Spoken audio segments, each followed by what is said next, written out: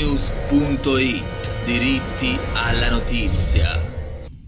Eccoci, streetnews.it con Angelo Iannelli, un nostro poeta, imitatore, attore, un artista completo. Qui al spettacolo di Antonio Manganiello. Allora, che cosa ci farà vedere stasera?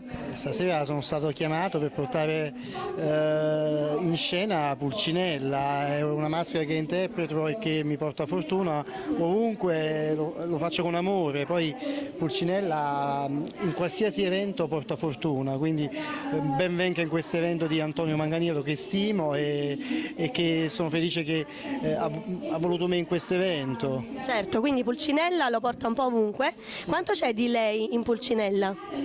C'è tutto, perché interpretare Pulcinella significa amare tanto Napoli. Io Napoli ce l'ho nell'anima e come Pulcinella, ecco, mi emoziono, piango, rido, insomma ho tutto il pathos di Pulcinella.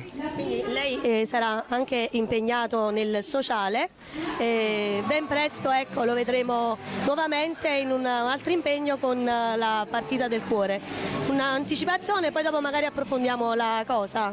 Sì, io sono assiduamente impegnato nel sociale, enti e associazioni, alcuni mi hanno definito come l'ambasciatore del sorriso e ogni evento ci deve essere tanto di sociale, sono sempre vicino ai sofferenti, ai disagiati, alle persone anziane, bisogna fare tanto nel sociale.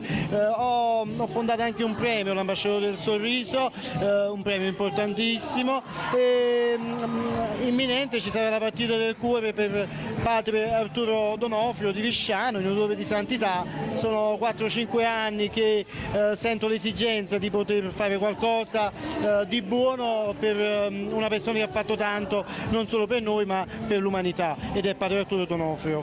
Benissimo, allora aspettiamo di vederla, grazie e in bocca al lupo. Crepi il lupo e ci vediamo dopo. Seguiteci su Street News, ciao! streetnews.it, diritti alla notizia.